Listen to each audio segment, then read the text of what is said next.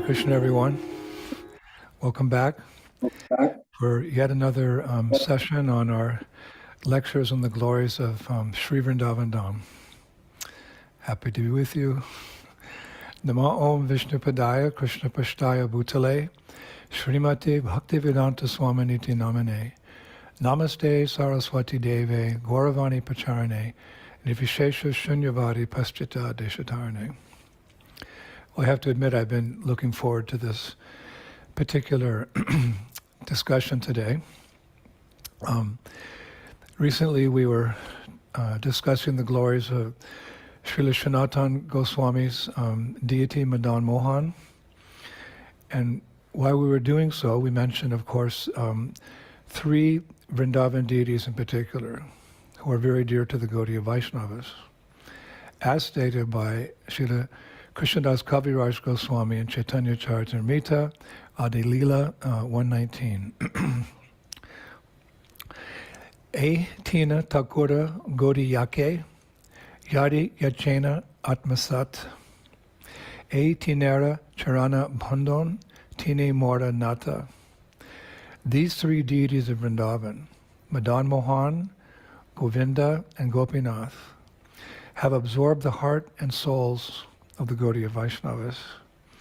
I worship their lotus feet, for they are the lords of my heart. Kaviraj Goswami.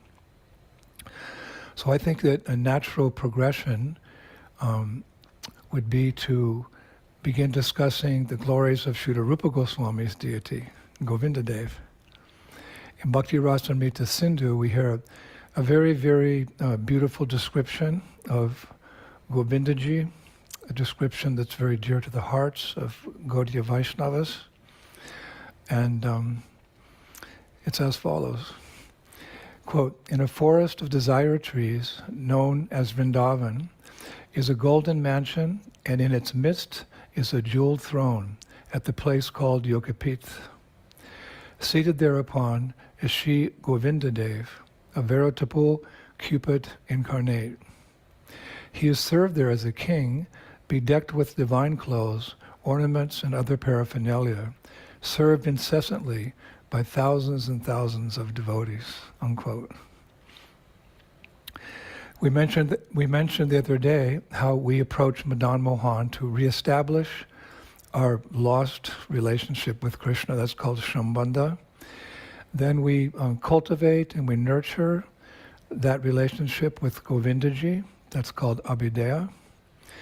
Then finally we approach Gopinath to serve him in a spontaneous, loving mood, like the gopis of Vrindavan. That's called Pariyojana. So as we've heard in previous lectures, Govindaji was ordered and carved 5,000 years ago by Brajranabha, the great-grandson of Krishna, under the supervision of Uttara, the mother of Maharaj Parikshit, because she'd actually seen the Lord, so she could give some direction there. But to make a long story short, because we have a lot of material to cover today, Govindaji, as he's affectionately known by his devotees, was lost with the progress of time. And it was our beloved Srila Rupa Goswami who eventually discovered Govindaji again 500 years ago. And as we know, one of Lord Chaitanya Mahaprabhu's instructions to the six Goswamis of Vrindavan was to establish deities and temples in Vrindavan. And it's interesting, actually, how these deities appeared in different ways to our six Goswamis. Recently we heard how Madan Mohan appeared to Sanatana Goswami, and we all know how Radharaman appeared to our beloved Gopal Bhatta Goswami from Ashalagram Shila. But Govindaji's appearance to Srila Rupa Goswami is no less amazing, because a number of the Goswamis had already found and discovered their deities before him, so he was really anxious to find his deity. And in his heart, it's described, he knew who was his Ishtadeva, of course, his worshipable deity, Govindaji. So we hear accounts how he was spending a lot of time wandering around Vrindavan, asking the villagers, actually, have you seen my Govindaji? Have you seen my Govindaji? Have you seen the Lord of my heart? Prabhupada said this is very much the mood of Vrindavan, that we're searching for Krishna, we're looking for Krishna, we're hankering for Krishna. But no one, of course, had seen Govindaji. So one day, you could say like in desperation, Sri Rupa Goswami went to the bank of the Jamuna River and he sat down and just started crying.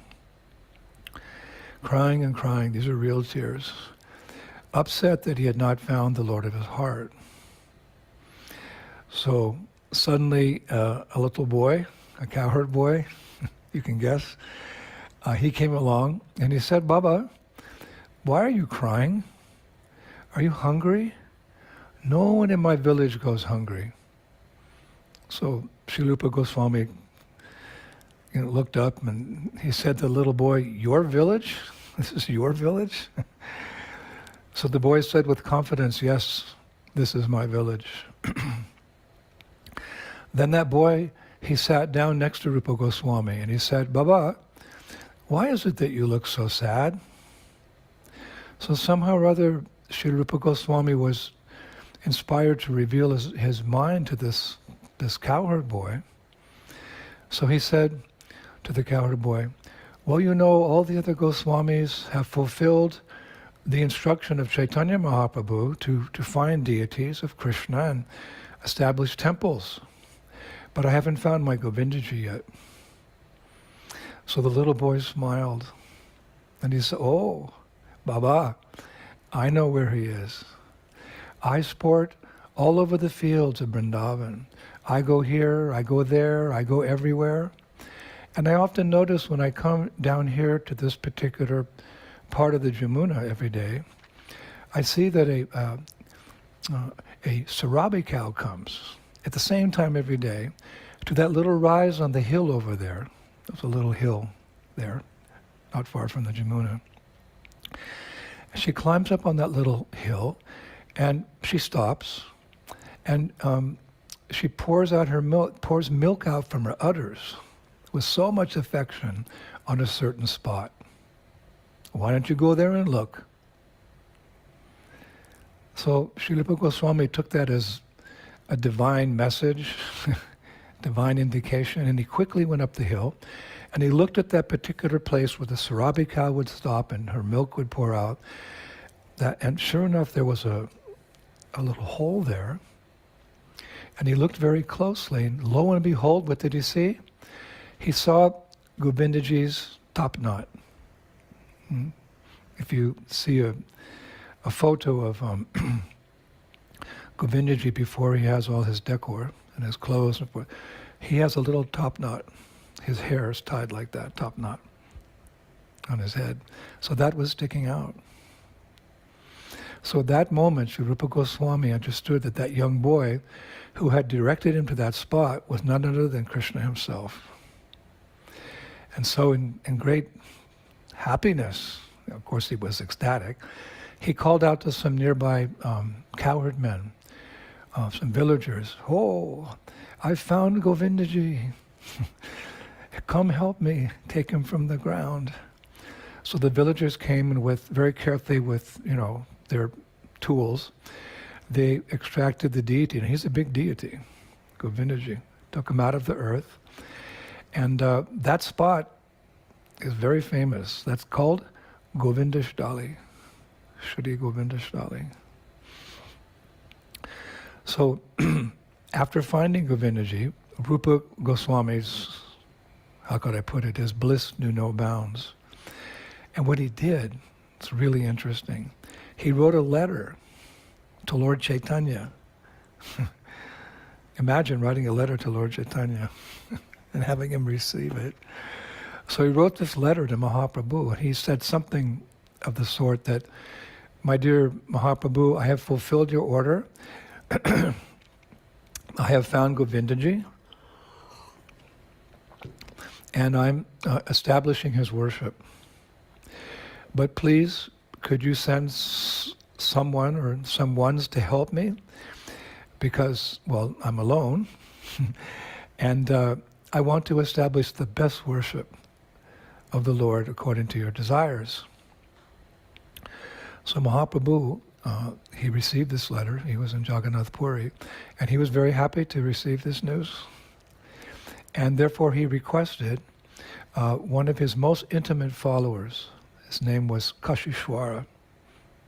Kashishwara. Mahaprabhu had two very close servants, Govinda and Kashishwara. So he said to Kashishwara, I want you to go to Vrindavan and help Sri Rupa Goswami in his service to Govindaji. So of course, who wouldn't want to do such a service? But we must understand at the same time that Kashishwara was already the servant of the Lord. He was the servant of the incarnation of Krishna for this age, Sri Chaitanya Mahaprabhu. And he was very attached to Chaitanya Mahaprabhu. But the order of the Lord, or the order of the spiritual master, the devotee takes up with all heart and soul.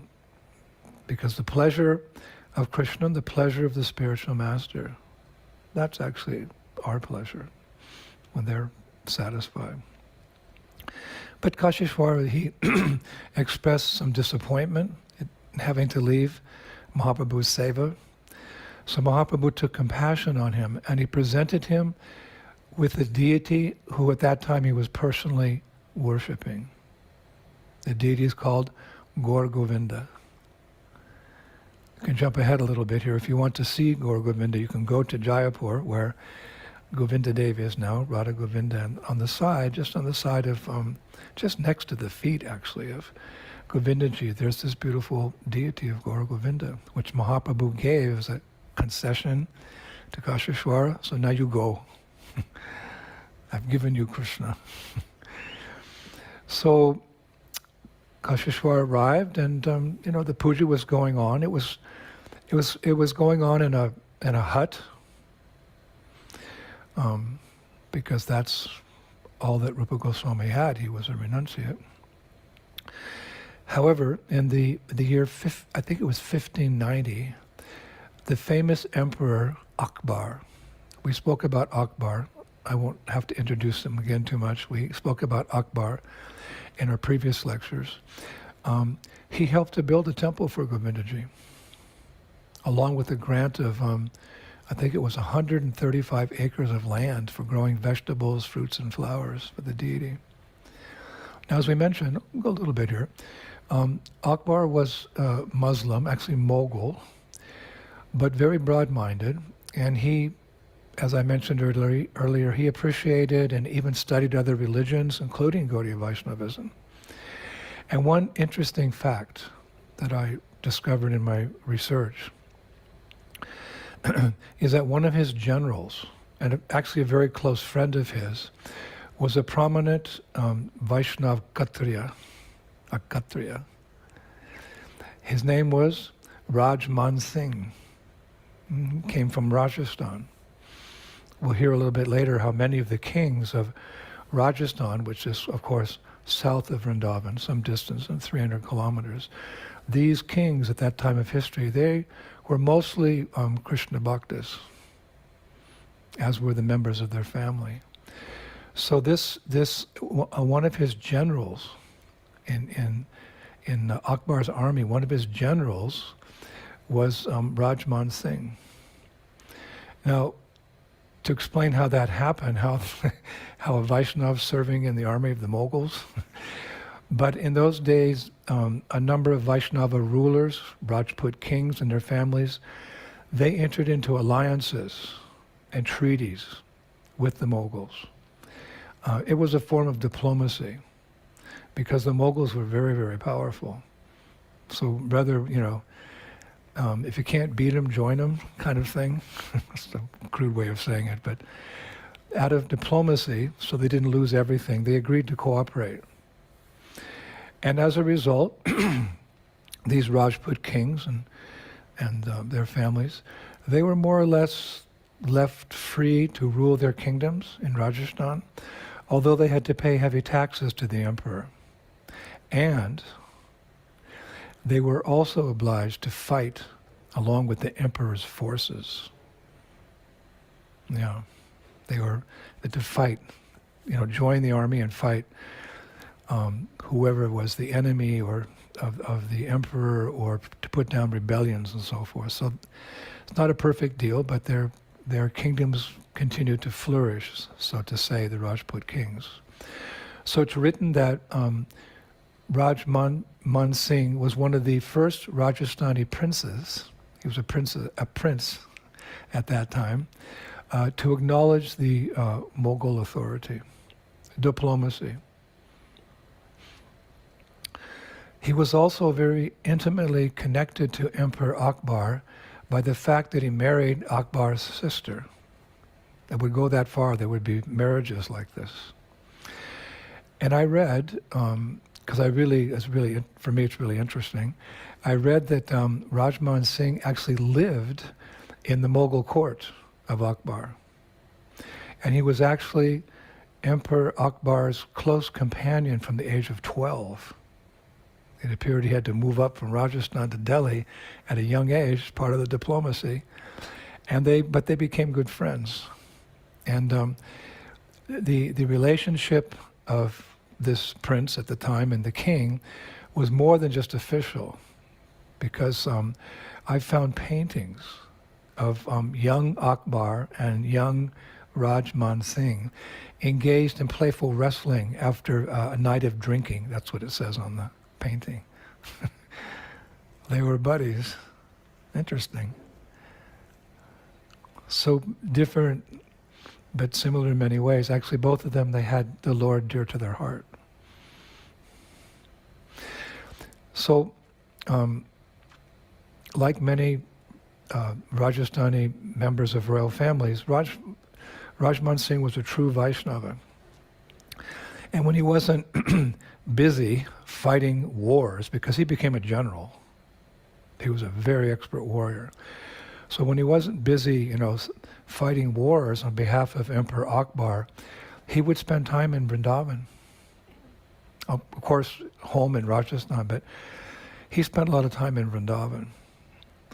And one time, Emperor Akbar was considering giving a large piece of land to his friend and his general, Rajman Singh. Sometimes the emperors would give gifts like this for Rajman Singh and his family.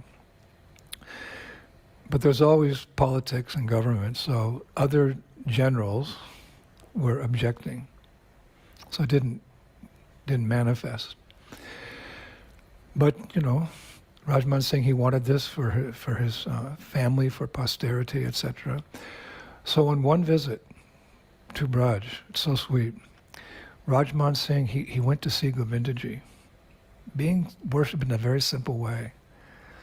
And he prayed as follows: Lord, if you can make sure that I get a tract of land, I will raise enough money to build you the most beautiful temple this world has ever seen here in Sri Vrindavan Dham.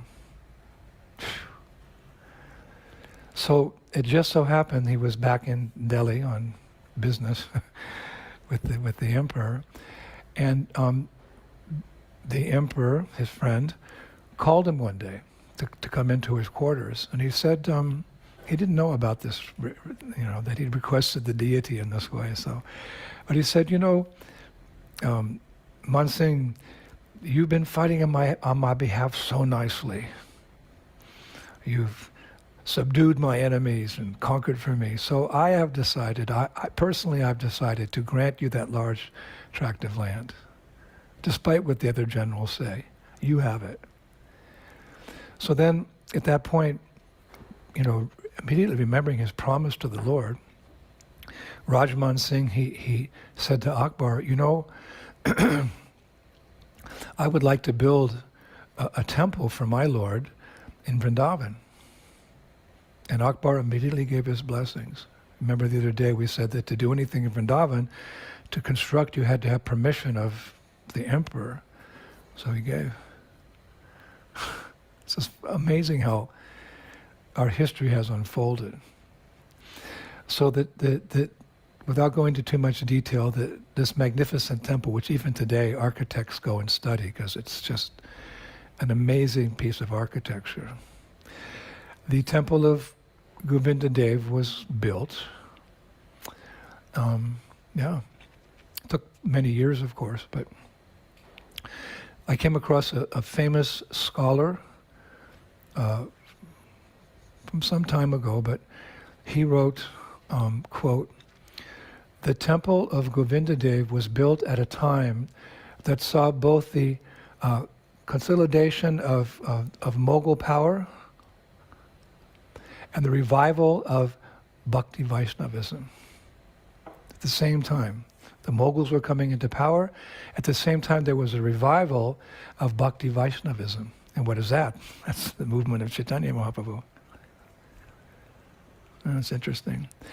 He continues, he said, it could possibly, this temple of Govinda Dev could possibly be called a Mughal temple, for it had the patronage of the highest Mughal nobility, and the use of red sandstone, which was usually just meant for big mosques, actually, and the use of red sandstone in its construction, which was in itself a hallmark of the imperial style. However, it is clearly designed, he wrote, to serve the purposes of the leaders of a new form of popular faith in North India, that of Gaudiya Vaishnavism." Wow.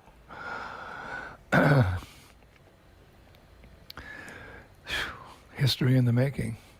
Of course, we're also, by Prabhupada's grace, this particular moment in the history of Gaudiya Vaishnavism. Prabhupada said one time, one day scholars will write how this Hare Krishna movement saved the world in its darkest hour. He told that to Guru Das in London in the early 70s. Someday scholars will write how this Hare Krishna movement saved the world in its darkest hours. I firmly believe that. So, some years after construction, there's a gorgeous temple there for Govindaji, but something very important, I think a better word is something essential, was missing. And what could that be?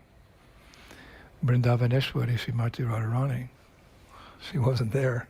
Of course, she's always there in the sense that she's Anapayini. Anapayini means that Radha, Sri Radha, is never separated from Krishna. Maybe he's some distance away, but in her heart she's always with Krishna. So she wasn't there. So we heard last week how the son of Maharaj Pataparudra in Puri, his name was Purushottam Jana. You remember, he sent two deities of Radharani to Vrindavan because he wanted to assist in this way, give these deities their consorts. And one was for Madan Mohan and one was for Govindaji. But you remember, as it turned out, one was actually Radha and one was Lalita, according to the dream of the Pujari at Madan Mohan temple. So Madan Mohan got them both. So when Maharaj Pataparudra, the actual king of Jagannath Puri, he heard this, he became concerned. So that night he had a dream. And in his dream, Radharani appeared to him. And she said, "Sir, I'm actually present in the Jagannath temple, but for 1,000 years, everyone has worshipped me as Lakshmi. For 1,000 years, everyone has worshipped me as Lakshmi. They think I'm Lakshmi, but I'm not Lakshmi. I'm actually Radha. So when you wake up in the morning, go to the temple, the big Jagannath temple, Jagannath Puri temple. Take me from the temple and send me to Govindaji in Vrindavan." Wow, what a service. You imagine Srimati Radharani giving you that service? Oh, here in the material world, such an intimate service. Something like that can qualify you to go back to Godhead. So when he woke up in the morning, the king, he went to the temple and he told all the pandits. He found that deity of Lakshmi and he said to them, "This deity here, she's not Lakshmi, she's Radha. And they went, oh. But then he shared his dream. And also he was the king, so you don't argue with the king. And they agreed. And he had that deity of Radharani moved from the temple, and very carefully with a number of guards and soldiers. Can you imagine sending a deity at that time in history from Orissa to Vrindavan, through the jungle, and there's so many thieves and dacoits, and what an adventure.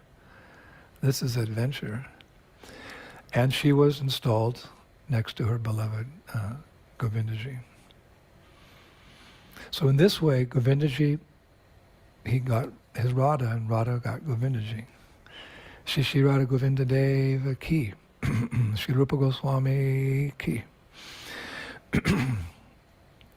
So, with the patronage of the Mughal emperors, because more were to come, and the relative peaceful coexistence of Hindus and Muslims at that time, the worship went on very smoothly for many years.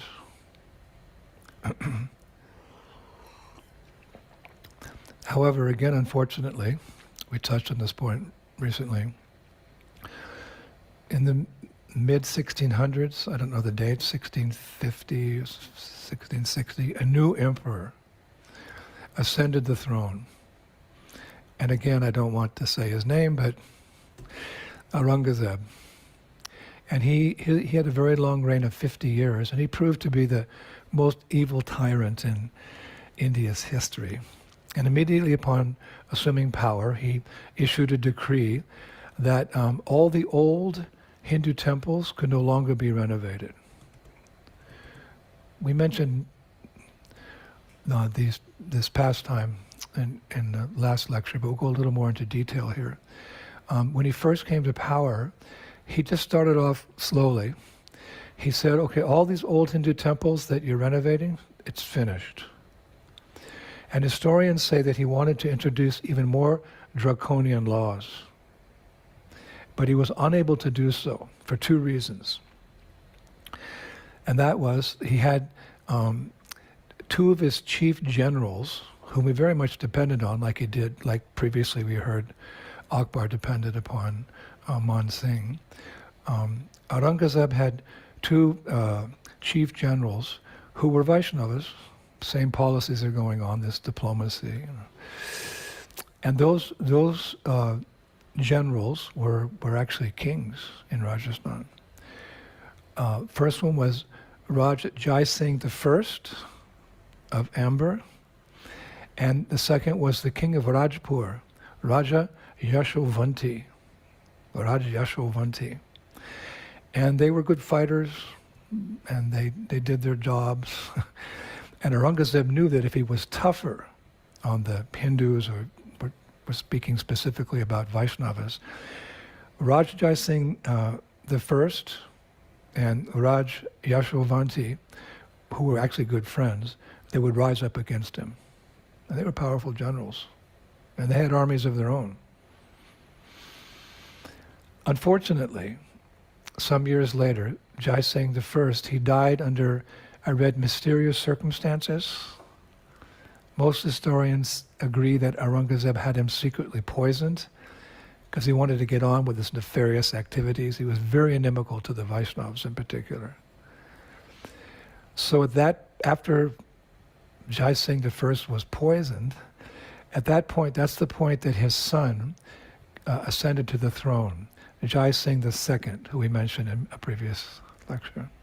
He ascended the throne. He became ruler of Amber, but he was only 12 years old. But eventually, as he grew up, Jai Singh II also served in the Mughal army. But later he broke free and became an independent ruler of his own in that kingdom of Amber. And Aurangzeb couldn't do anything about it because, Jai Singh II was an expert ruler, good manager, and he very intelligently over the years built up a big armory of weapons and soldiers, and he made alliances with other Rajput kings. So it's kind of history was unfolding. So it was difficult for Aurangzeb to do anything. And when he broke away, I read that to give him strength and to protect his people against the Mughals, when he broke away, what he did is he immediately performed an Aswamedha sacrifice. Now we hear about Aswamedha sacrifices, that's the biggest yajna you can do.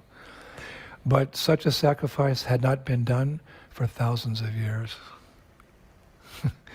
And I'll jump ahead a little bit.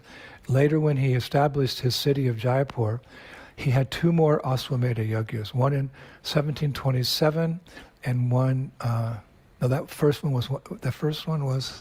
when he established the city of Jaipur, he established the city of Jaipur in 1727, and he performed two more Aswamedha sacrifices, one in 1734 and one in 1741.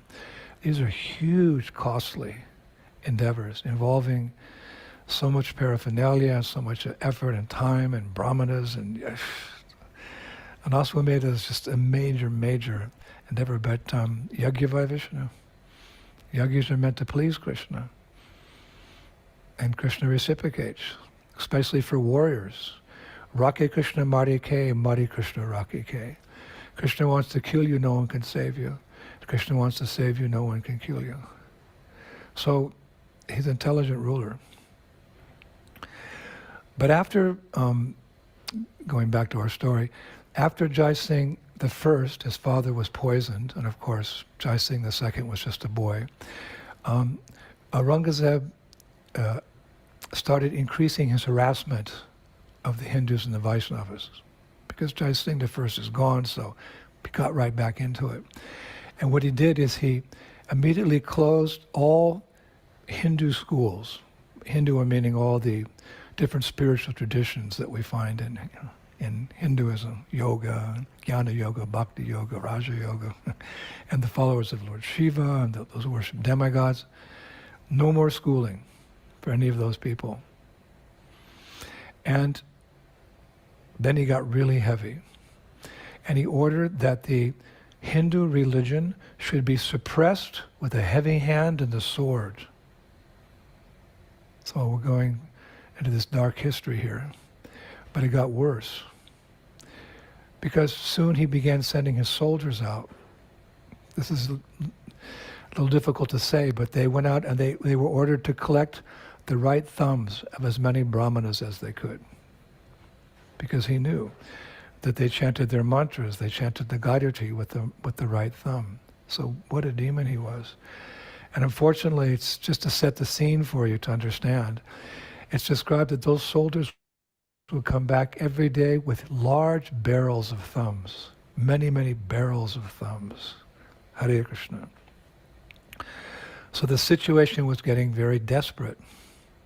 Unfortunately, by that time, Raj Yashovanti, remember the good friend of Jai Singh I, powerful general, he'd grown very old. He'd actually, you could say, retired from fighting. He was in his kingdom. And he saw this going on. He was remembering when, he was young and Jai Singh I was young, and they were so powerful that they held Aurangzeb at bay. So now he's a Vaishnava. He's seeing all these atrocities go on. You can imagine how frustrating. He's an old man. He can't do anything.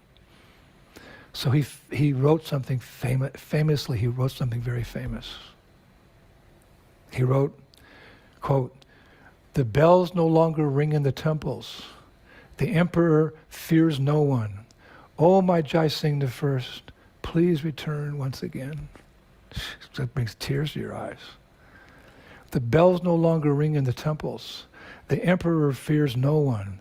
Oh, Jai Singh, his friend, right? Oh, Jai Singh, please return once again. Wow. Now, all this madness culminated one day when Aurangzeb was sitting in his palace in Agra. That's where it was one of the main places he would stay, was Agra. And he was looking out the window of his palace when he noticed a light, which was actually a fire burning, controlled fire burning, on top of Govindaji's temple in Vrindavan. Now you know there's some distance between Vrindavan and Agra. It takes about 45 minutes to drive to Agra from Vrindavan. So he's some distance away. But he could see this light on top of Govindaji's temple. And he looked very closely and he realized that Govindaji's temple was bigger than his palace. So what did he do? At that very moment, he issued a decree that all temples in Vrindavan and all their deities should be destroyed. So this was late at night. And while his soldiers were preparing to go to Vrindavan the next morning, one of Aurangzeb's servants, God bless him, who had become sympathetic to the Vaishnavas, slipped away and came to Vrindavan during the night and went temple to temple, informing the pujaris that Aurangzeb's soldiers were coming at sunrise to destroy everything. God bless his soul. And by sunrise, all the principal deities in Vrindavan had been whisked away or hidden in certain kunds or gardens or forests or whatever. That's the history. Now, various deities were hidden in different places. And they were hidden very well. I guess the Vaishnavas had they were planning that maybe something like this was going to happen. Some strategic planning was there. So immediately they were all hidden. Of course, it was during Mughal rule, so there were probably other times they had to hide the deities as well. You can imagine living in that time. Because these deities are the life and soul. Prandanahe. They're the life and soul of the worshipper. Prandanahe. But the three principal deities that we've mentioned many times, Madan Mohan, Govindaji and Gopinath, they were taken out to Radhakund for safekeeping, along with their consort, Srimati Radharani. Now you may think, why are they all taken to Radhakund? It's only a 45-minute drive, even less nowadays. You can get there in 30 minutes, I think, from Vrindavan on a quiet day. But in those days, it was something much different. It was mostly jungle the whole way. And along the way lived the Jats, G-A-T-S, Jats. The Jats were village people, they were farmers, but they were tough. They were tough. And they were not afraid to fight the Mughals. They weren't Kshatriyas, but they were Kshatriyas in their own right. They were not afraid. Actually, this is one characteristic of a Kshatriya, that he has no fear. Because even if he dies on the battlefield, he knows he's going to Svargaloka. So these Jats, they would fight with the Mughals. They would often lose, but because they were fearless, the Mughals, didn't want to fight with them. So this was the strategy at that time. The Vaishnavas figured it out. So they took Madan Mohan, Govindaji, and Gopinath out to Radhakund. And they were worshipped in secret for a number of years, actually. But after some time, you know how things are, word started getting out, and the deities are there. So the devotees, they decided to move them further out in Vrindavan, actually to the border of Rajasthan, to the sacred forest, or the city, you could say also, of Kamyavan. We had a lecture on Kamyavan recently. So there again, they were worshipped in secret for some years. Now, most significantly, eventually news reached the devotees, the pujaris in Kamyavan, that I can say our beloved Raj Jai Singh II, I've seen his weapons actually. There's a museum in Jaipur. It's the Palace Museum, I forget exactly how they call it. But there they have a wide assortment of the weapons that were used in these warfares at that time. It's all very interesting. The armor they wore, and you can see some of Jai Singh's personal weapons. Yes, he had some good weapons. And they even had guns by that time. Primitive form of guns, rifles. But so now the news reached Kamyavan that Jai Singh II, who had now grown up, had offered to shelter the deities in his kingdom at Amber. So one day, all these deities were loaded separately in bullock carts with their consort, Radharani. They were loaded into separate bullock carts, and along with Vrindadevi. Vrindadevi had also been moved out there for safekeeping at Kamyavan, and Vrindadevi is another one of the personal deities of Srila Rupa Goswami that he also discovered. She'd been lost for thousands of years as well. So she's very dear to the Gaudiya Vaishnavas for many reasons, and that reason also because was personally worshipped by Rupa Goswami. And we know how important Vrindadevi is to all of us. So these deities were there, and they were covered with hay, straw and hay.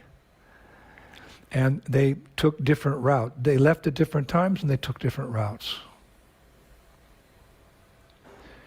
To go to Rajasthan, to the Amber Fort, which is 265 kilometers away, not that far. So they all proceeded, except Vrindadevi. Now we mentioned this many months ago. We were referring somehow we touched on this subject. And we know that Vrindadevi, when they put her in the cart, she's a big deity, put her in the cart and they took her to the frontier, meaning, you're leaving Vrindavan and going into Rajasthan. Just at the border there, her cart stopped. And nothing and no one, to just put it a very simple way, could make it go further. All the men tried to pull the cart, and they got horses, and then they got bullocks, and maybe they even got an elephant, I don't know. But she would not move. Vrindadevi stayed in Vrindavan. And her thoughts at that time are especially sweet and full of Braj Bhakti. And how do we know what she was thinking? Through the grace of Sri Baladev Vidyabhushana. He wrote what Vrindadevi was thinking, why she wouldn't leave Vrindavan. And I quote, "I cannot leave Braj. If I were to leave, then what would the devotees think? If I, Vrindadevi, were to leave Braj, how could the devotees have faith in Vrindavan if I were not present here?" So true. Then she said famously, "Krishna may come, Krishna may go, but I take a solemn promise, I shall never leave Braj." Wow, makes your hair stand on end. Krishna may come, Krishna may go, but I take a solemn promise, I shall never leave Braj. So she stayed. So for safety reasons, again, these three carts, Madan Mohan, Govindaji, and Gopinath, they took different routes. But today we'll just follow the route of Radha Govinda. So there's a main road, actually, from Vrindavan down to Jaipur. Jaipur wasn't existing then, but there was that kingdom of Amber was there. The Amber Fort was there. So there was a road going from, I remember it goes through Bharatpur. If you know anything, probably you don't know, but Vrindavan, then there's a little off to the left and south, there's Bharatpur. And then from Bharatpur, you go down to Amber and to Jaipur. So that road, it's a highway now. But they used to call that road the King's Road. Or even before that, they called it the Ancient Mobile Road.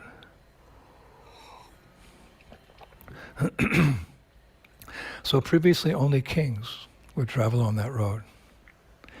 But times changed and common people were utilizing that highway.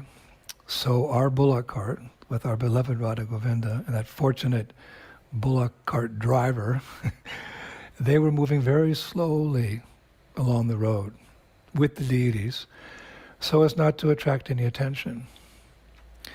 And by this time, Aurangzeb had died, I read. But you could say in his memory, the Mughals were still searching for these Vrindavan deities, still searching. So they were moving so slow that months and years went by. Years, because they were so careful not to get detected.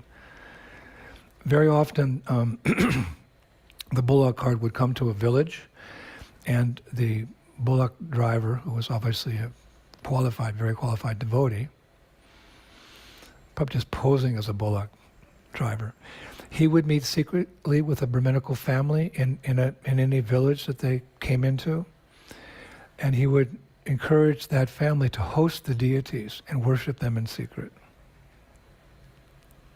And you can imagine the level of secrecy that was required, especially in a village.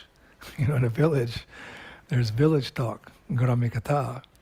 But these were not ordinary villages. These were assemblies of Vaishnavas, families of Vaishnavas, and elders of Vaishnavas, and puja was going on. These were Vaishnav towns. And all the devotees obviously would be informed in the town that Radha Govinda were there. And people knew the long history of Radha Govinda. It had been many years since they had to leave Vrindavan. But people, this was history. Just like, you study American history, English history, French history, Australian. You know the history of your country, for better or worse. So people were aware.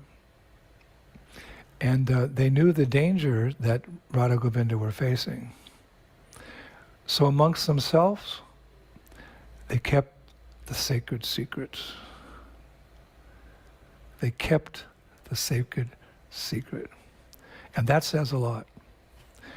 In my country, in America, we had a famous politician. His name was Benjamin Franklin. And he once said, 3 can keep a secret if 2 of them are dead. 3 can keep a secret if 2 of them are dead. So we must respect those Vaishnavas at that time, how they kept a tight lip. Mum's the word, they say in England, mum's the word.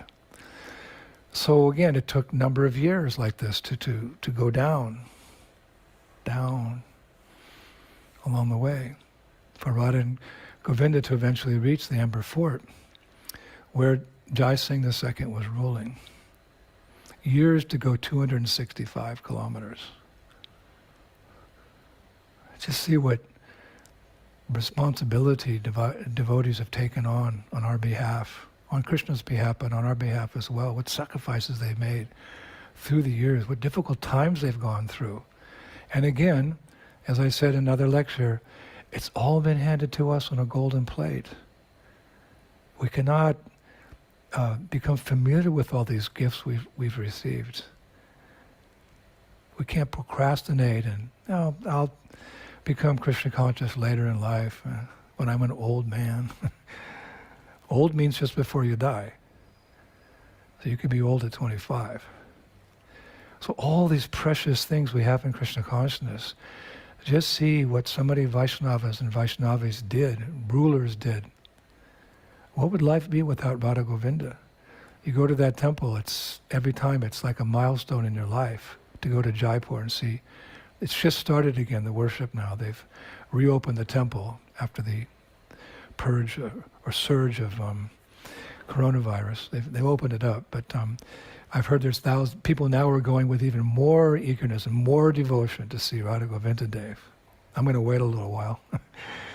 So it's described so touching that when the bullock cart was secretly going very slowly down through all these couple hundred of kilometers, was going, when it was moving, Vaishnav people would discreetly line the roads, pretending that they're doing some work, or, they're cleaning, or they're just on the side of the road, selling pan or vegetables or fruits. And as the cart would pass by, because they knew the cart was coming, the word would spread, they would mentally offer obeisances in their minds to Radha Govinda, hidden in the cart. And then they would very silently, or with a whisper, offer prayers, with tears in their eyes. And then they would throw flower petals in the tracks of the wheels, the wooden wheels, as they came by onto the ground. And as the cart moved on, they may have never seen Radha Govinda, and probably they would never see them. But still they showed so much love and devotion. This is deity worship. They couldn't even see the deity, but they knew, they'd heard about the deity, they'd fallen in love through Shravanam Kirtanam, to just hearing about Krishna. So he came by in the cart and they'd mentally offer prayers, mentally bow down, offer prayers, and as the cart came by, throw some, just so no spies could see it, like that. That was a worship of Govinda. And we can go and see him. We can do kirtan in front of him. We can pray to him. Actually, every year, like I do with in Prabhupada's Samadhi, every year when I go to Jaipur, I always take a few moments and I pray to the deity. What I do is I tell Radha Govinda what I've done that year in my service to Srila Prabhupada and the Sankirtan movement. I just tell them that I've done this and I've done that, and thank you so much for this opportunity, and please you bless me to help continue pushing forward the Sankirtan movement of Sri Chaitanya Mahaprabhu. It's always a very intense moment for me. Let's take a little time when I go somewhere and sit alone and I can see the deities and I'm praying, because some of that deity is very dear to me as well. I think because it's one of the, when I was a new devotee, I was coming to India in 74, 73 or 74, and when we went to Jaipur and we came into the temple for the greeting of the deities, so many thousands of people chanting from their hearts. That was an overwhelming experience for me. I cannot forget that. So I have a real taste of bhakti there. So perhaps that's why. And I'm sure many of you as well. I know Bibi Govinda Maharaj and Kalasamvara and Chadaratma and Shitala and so many of my godbrothers and godsisters. We just look forward to going to seeing Radha Govindaji. Historical deities and very merciful deities. So in this way they passed, hidden under straw and hay, and then came the final days of the journey. The final days of the journey. It's written that they were about 50 kilometers from Amber, from the Amber Fort, and some Mughal spies found out what was happening, and they alerted some Mughal soldiers who immediately started to search for this bullock cart. And our pujaris, I'll call them our pujaris because we're all one family, our pujaris were warned, and they contacted the bullock cart driver, and he turned off the road, and he went into a little village and he hid the deities. And they stayed there for several months. Although they were only some kilometers from Amber, they stayed there for a few months. Then one day, the deities were placed back on the bullock cart, and they went out again. And they started going towards Amber. I think they got something like 9 or 10 kilometers away, and the Mughal spies got word again. So this somehow came back to the driver, and he drove off the road into the jungle, into a village that is now famous as Govindapur. I don't know what it was called before, but the deity stayed there, I think, for 2 years. They're close, but just to be sure, they stayed and they were worshipped in that town, which I think it was renamed Govindapur later on. So then one night, in total darkness, the bullock cart left with Radha Govinda for the last few kilometers of that very long journey.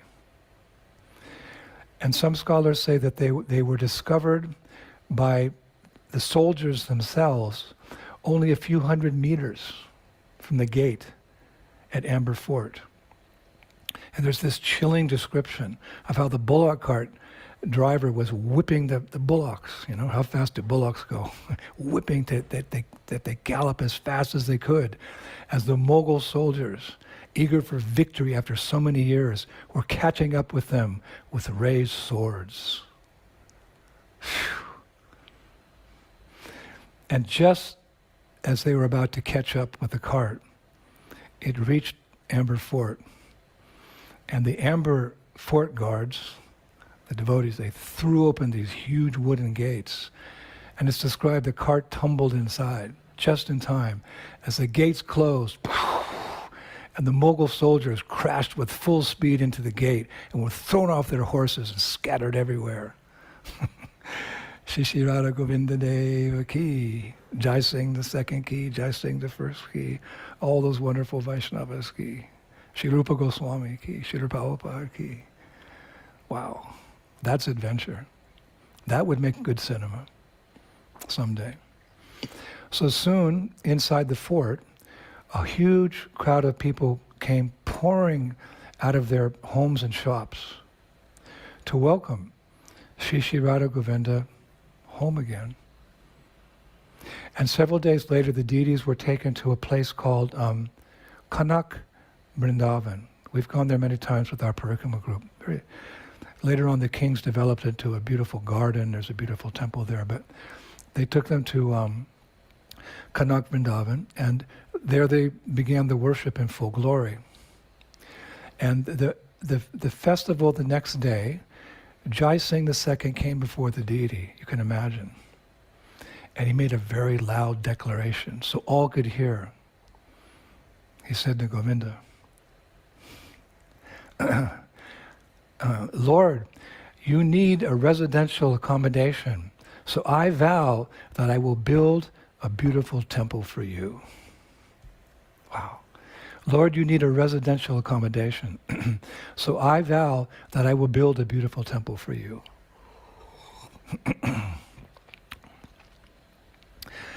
And history has shown, he took it a step further, and he built an entire city for Radha Govinda, entire city. And that city he called Jaipur, and that means the city of victory. And strategically, it's just a few kilometers from the Amber Fort.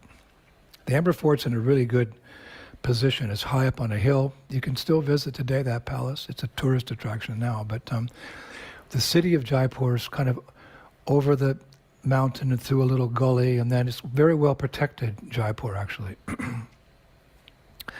So he built Jaipur for Radha Govinda. And he had the temple that he'd promised them. Promised them a temple, but gave them a city. But that temple that he built for Radha Govinda, he constructed it in the very center of the city. And he constructed it in such a way that from his residence, because he has a palace in Jaipur, so he constructed his palace so that when he would get up in the morning, he would walk out on his veranda and look directly into the temple when the curtains opened. And the first thing he could see in the morning was Sri Sri Radha Govinda. So you go there now into the temple, and we're always facing the temple, but if you turn around and you look over the fence, there's an iron fence there, you'll see the original palace. And from the veranda, the king, the first thing he would see was Krishna. Raj Rishi. How the world would be so blessed if we had presidents, prime ministers, dictators, whatever, kings who were Krishna conscious, who knew how to materially manage society, but knew that the real importance was spiritual progress and arranged for people to, you could say, practice the religion of their choice, but to practice it. That's what we need today, Raja Rishis. So, Jai Singh II was a very good ruler in every sense of the word. It is said that due to his devotion, in part, towards Radha Govinda, the deities became the life and soul of every resident in the city. Still true to a certain degree now. And he himself arranged for gorgeous worship of the Lord by the most qualified Gaudiya Vaishnava Brahmanas. He actually personally supervised everything. And he inspired all his citizens in devotion to Radha Govinda. Even his soldiers were caught up in the enthusiasm. I was reading that, they had a battle cry as they charged into battle. Soldiers, they'll cry out when they're going onto the battlefield. They'll say something to scare the enemy or just to encourage themselves. So these Rajput soldiers, they would go into battle. As they're riding into battle, what was their battle cry? Jai Ho Govindaji, Jai Ho Govindaji, Jai Ho Govindaji. What a battle cry. And it's described also that he not only encouraged his subjects, but he also inspired other kings as well, because historically at that time there was the kings didn't get along so well. That's one reason the Muslims were able to conquer North India, because the kings of India, especially we're talking about the Rajput kings, they couldn't cooperate amongst each other, unfortunately. But he was very good at inspiring them to be good kings based on their devotion to Krishna. Because not only Jaipur were, the Mewar kings, and there's so many kings who are great devotees of Krishna, but our Jai Singh II, he was special. And I was reading, he was friends for a long time, and that of a king named Raja Jayamala, who was king of Medata. They were tight, the two of them. And this king Raja Jayamala, just to show you how he was close friends with Jai Singh II, but just see how elevated these personalities were. Raja Jayamala's, there's a wonderful pastime told about him in a book called Sri Bhakti Mala. I don't know if many of you know that there is a book called Sri Bhakti Mala, and it was written by Sri Nabha Goswami. And it's the history of hundreds and hundreds and hundreds of Vaishnavas through the ages, I will say. And this book was authorized by Srila Bhakti Siddhanta Saraswati Thakur. Yeah, I read that in the Harmonist. He liked that book. Who wouldn't like hearing about other Vaishnavas' glories in Krishna consciousness? So Srila Bhakti Siddhanta Saraswati Thakur, he liked this book, and even occasionally he would comment on it. So Bhakti Mala by Sri Nabha Goswami is just about the lives. It's a book just glorifying devotees. And I sometimes read it. And as I was preparing for this lecture, I happened to come across the pastime of Raja Jayamala. It's on page 183 if you get a copy. And I told this story some years ago, but a little bit different way, because it had come down through various sources. But this is the authorized source of this story. And it's just going to melt your heart. Raja Jayamala, good friend of Jai Singh II. This Raja Jayamala, he had his kingdom. And he was very much attached to serving and worshiping the Lord himself, just like Jai Singh II. And despite being a king with so many responsibilities, every day he would spend at least 4 hours in his own little temple performing services for his deities, who were called Radhasham Sundar. And he had a rule, actually it was a decree, that if during his service to the Lord anyone would approach him for whatever purpose, he would simply ignore that person. That was his time with Krishna. And he felt that the worship of Krishna was important for him and for the kingdom as well, Yagyavai Vishnu. So if anyone would come, no matter how important the business was, he'd just ignore that person. And not only that, Sri Bhaktamala says that if someone came to disturb him at the wrong time, he would have that person killed. Hare Krishna. So out of fear, no one dared disturb him when he was doing his puja to Radha Shama Sundar. Now one of Raj Jayamala's brothers was the king of Mandovara, another kingdom. The king of Mandovara, that was his brother. But unfortunately, as sometimes was the case in those days, his brother was very inimical towards him. Very inimical. He did not like Raja Jayamala. They didn't get along at all. So once this king of Mandovara, he took his army and he surrounded Raj Jayamala's city with this vast army at the exact time that Jayamala was doing the puja. He knew about this. So this was his tactful diplomacy. He attacked the city of his brother when his brother was doing puja, because he knew that for no reason would he leave. Of course, he probably thought, well, maybe he'll come out, but he'll be delayed. So although the situation was very critical, the whole kingdom was surrounded by this army of the king of Mandavara. But no one had the courage to approach King Jayamala to give him the news. But finally, Raj Jayamala's mother went to his little temple. And she just broke in. And she's the mom. She's the queen mother, you could say. And she told him about this invasion.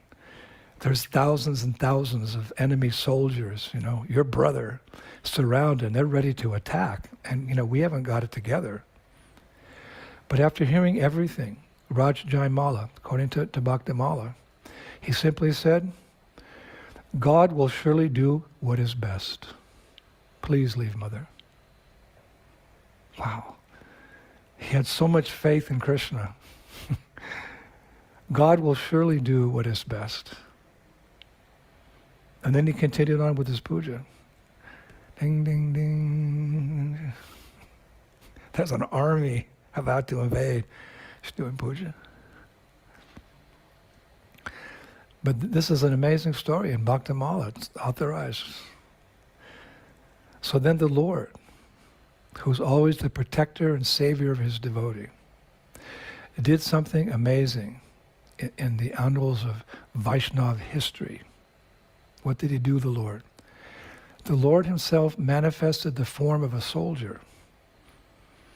And going into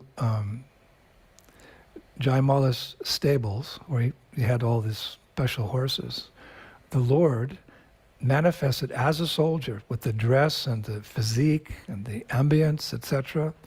And he took Raj Jayamala's own horse from the stables. And the Lord, according to Bhaktamala, the Lord rode out onto the battlefield and single-handedly killed, injured, or drove away all the enemy soldiers. Then the Lord rode back into the stable and he left Jayamala's horse there and he disappeared. Now all the citizens who were actually up on the ramparts watching this, they were overjoyed.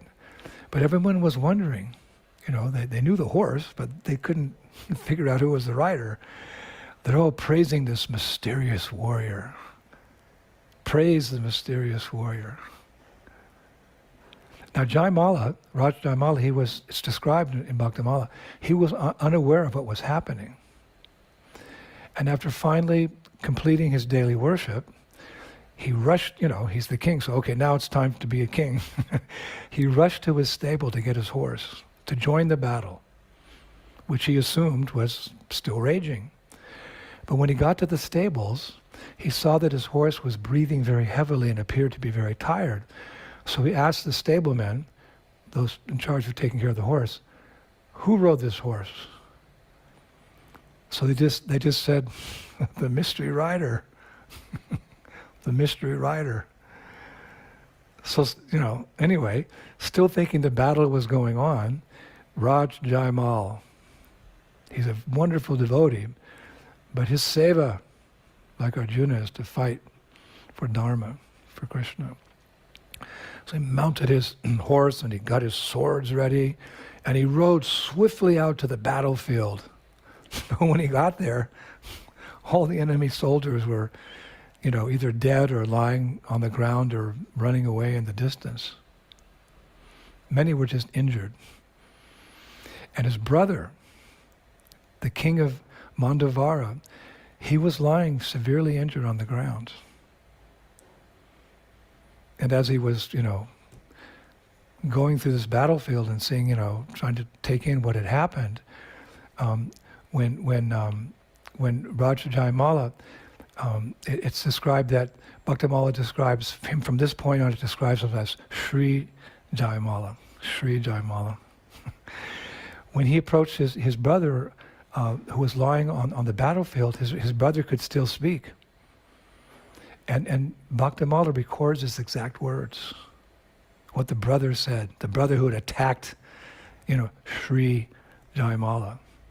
He looked up and he said to his brother, "Who was that warrior who took charge of your army?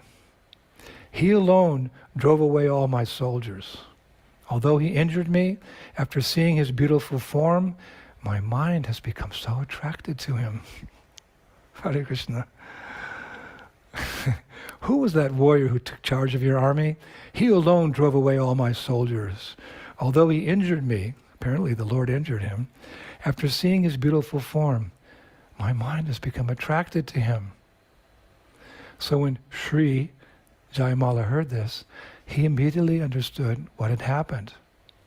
How the Lord, his Lord, Shyamasundar, had taken the form of a soldier.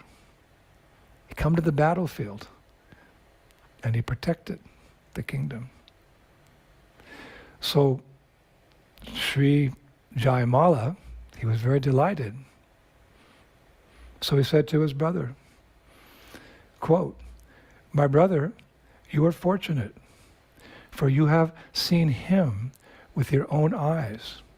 But I am unfortunate because my eyes are simply anxious to still see him. Up to this day, I have not attained his darshan. My brother, you are fortunate, for you have seen him with your own eyes. But I am unfortunate because my eyes are simply anxious. I'm waiting to see him. Up to this day, I have not attained his darshan." Meaning the Krishna present there, moving, speaking. So then Sri Jayamala explained to his brother that it was his worshipable Lord, Shyamasundar, who had displayed mercy to him. He said, "It's my Lord. My Lord assumed that form, my Shyamasundar." And then Sri Jayamala forgave his brother and allowed him to return to his kingdom. But before departing, his brother, the king of Mandavara, he promised that he himself would begin to render service to the Supreme Lord every day. Like this. What a wonderful pastime. Bhaktamala. Try to get a copy. There's, 1,000 Vaishnavas in there. I think it's going to be printed very soon by some printing house in Vrindavan. Hare Krishna. So today we've given a full spectrum as best as we could of our beloved Radha Govinda's history. But we could say that they've had their pastimes in more recent history as well. In their pratibhu. Pratibhu means the deity's expanded forms. Like if you go to Kambivan now, there's also deities of Radha Govinda because they were there for so long, they were worshipped. So the Pratibhu means that they install, when Radha Govinda left to go to Amber and Jaipur, they installed Radha Govinda deities at Kambivan. So they're considered non-different than the original. It's called Pratibhu. So in more recent history, we see that Radha Govinda's Pratibhu expanded forms have also been very active. And how so? Because Srila Prabhupada named one of his favorite sets of Radha Krishna deities in New York, Shri Shri Radha Govinda. And we know how, you could almost say, dear New York was to Srila Prabhupada, because it was his base, it was the place he started the Sankirtan movement of Sri Chaitanya Mahaprabhu in Western countries. So he considered it a very important city. He could have gone anywhere else, but he went to New York. And there, the deities that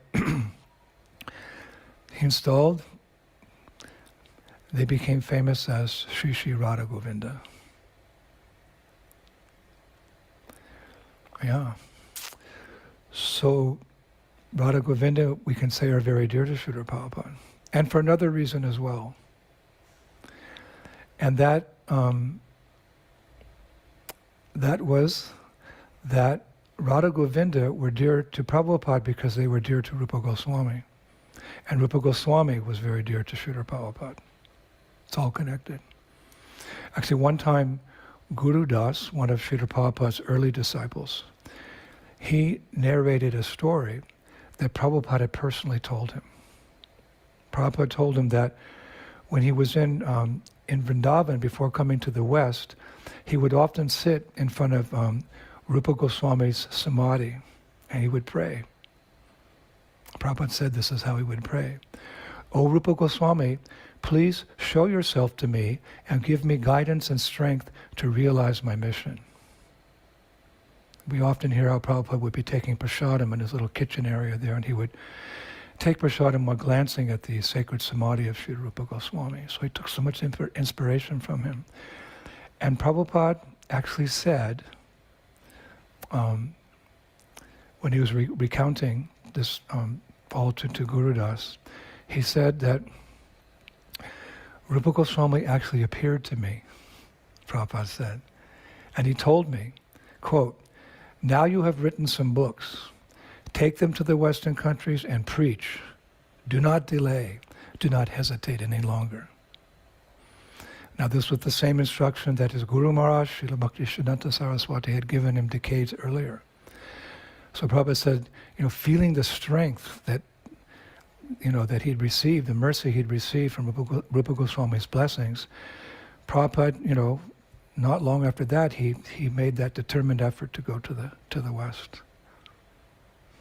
Wow. So I feel the most appropriate way to finish today's class are two verses in glorification of Sri Rupa Goswami, by whose mercy we have Radha Govindaji. By whose mercy we have Radha Govinda, standing, you could say, most gloriously today in Jaipur, or the city of victory, and who we can visit from time to time to also pray for their mercy. So we're very much indebted to Sri Rupa Goswami.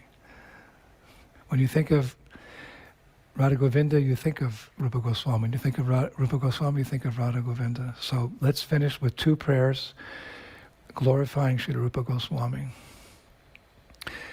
Shri Chaitanya Manobhishtam Shtapitam Jena Bhutale Shwayam Rupa Kadamayam Dadanti Sva Padantikam.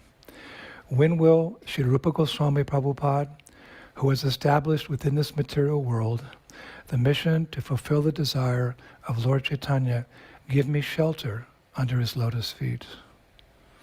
And a verse composed by Raghunath Das Goswami, Sri Rupa Goswami's close associate. Adadhanas trinam dhantair idam yache puna puna Shrimad Rupa Padam Boja Rajoham Sham Bhave Bhave. Quote, taking a blade of grass between my teeth and falling on the ground like a stick, I beg again and again that I may obtain the dust of Sri Rupa Goswami's lotus feet, birth after birth. Hare Krishna Prabhus. All glories to Rupa Goswami's beloved Shri Shri Radha Govindadev. All glories to Srila Prabhupada's beloved Radha Govindadev in New York, and all the other Radha Govindas around the world.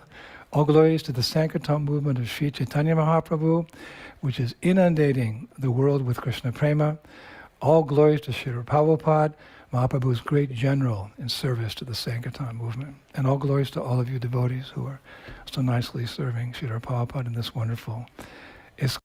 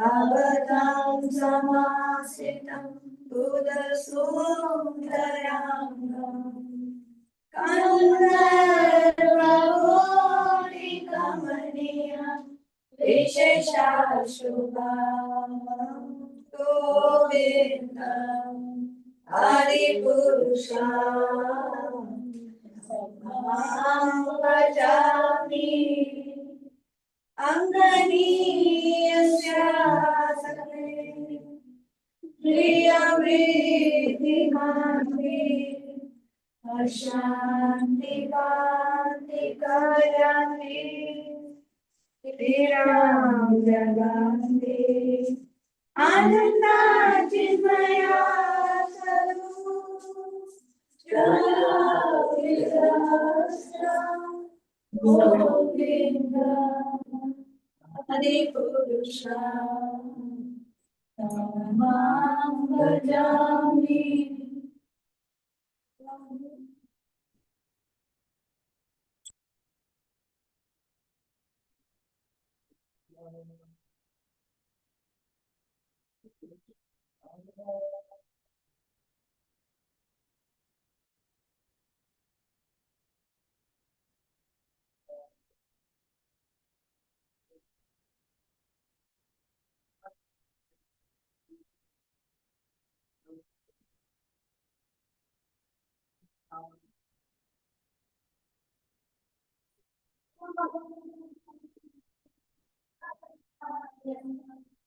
Krishna Krishna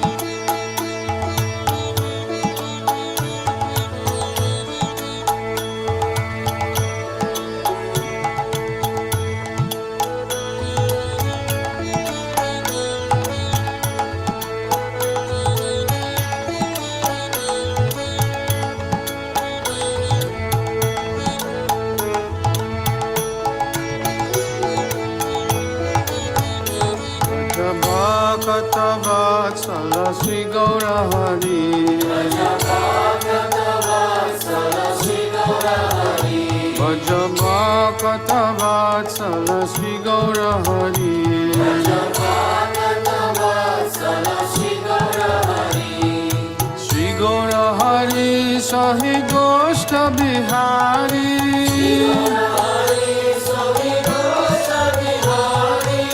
Nanda Jasomati Chita Hari Nanda Jasomati Chita Hari Khela holo Damodara Aisha Ekana Khela holo Damodara Aisha Ekana Bhova mandire basi karaha bojana Bhova mandire basi karaha bojana Nanderani Giri Baradari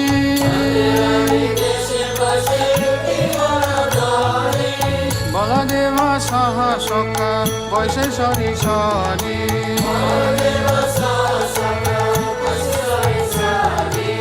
Shukta Shakhari Vaji Lalita Kushmanda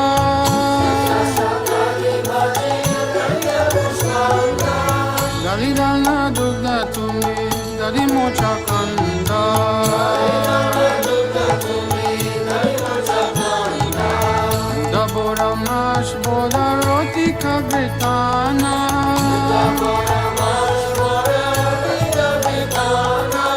Saskuli Pistaka Kir Puli Payasana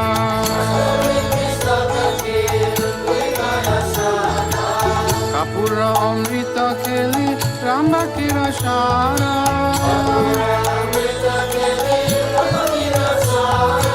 Amrita Rasalanga Dvadasha Pakora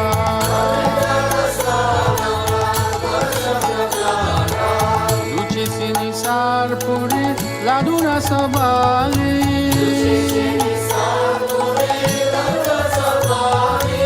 Bhojana Korena Krishna Hoye Kutuhali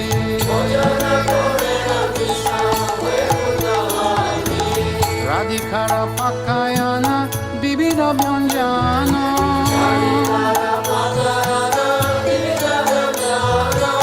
Paramayanande Krishna Korena Bhojana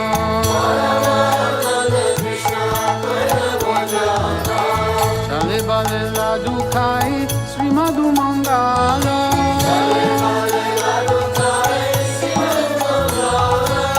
Bagala Bajayara Deya Hari Bolo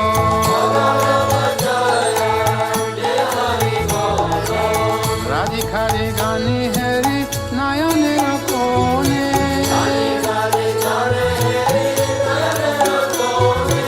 Tripta Hoye Kai Krishna Jasoda Bhavani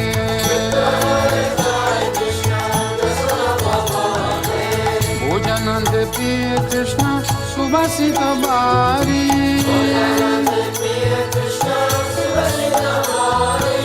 Sabe Mukha Prakaloy Hore Sari Sari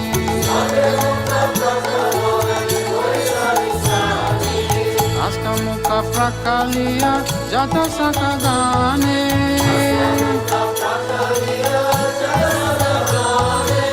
Anande Vishrama Kore Baladeva Sane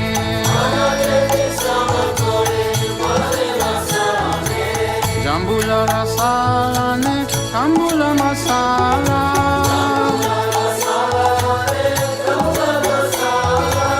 Tahake Krishna Chandra Sukeni Dragela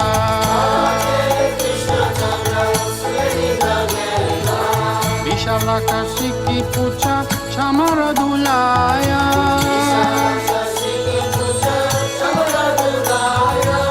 Apurva Saya Krishna Sukeni Rayaya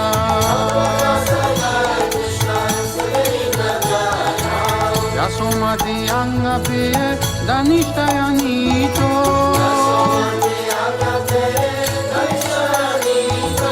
Sri Krishna Prasad Radha Punje Hoye Prito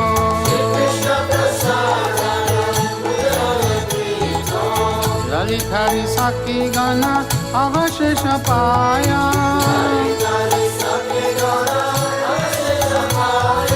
मन मन सुखे राधा कृष्ण गुण गाया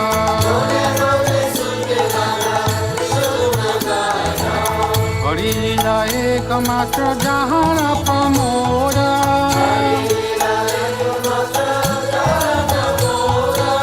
भोगारती गाय ठाकुर भक्ति विनोद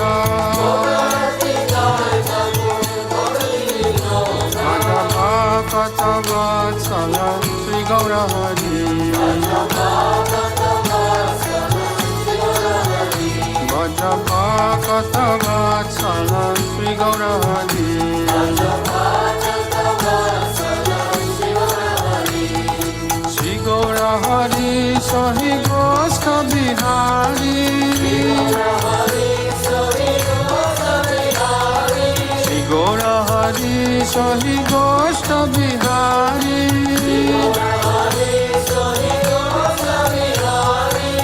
नंद जसोमती चित हरि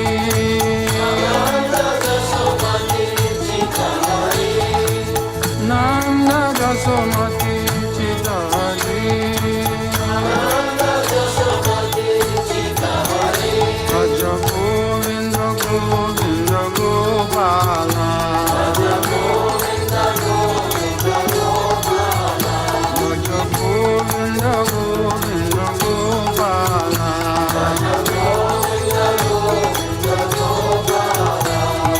गोविंद गोविंद गोपाला भज गोविंद गोविंद गोपाला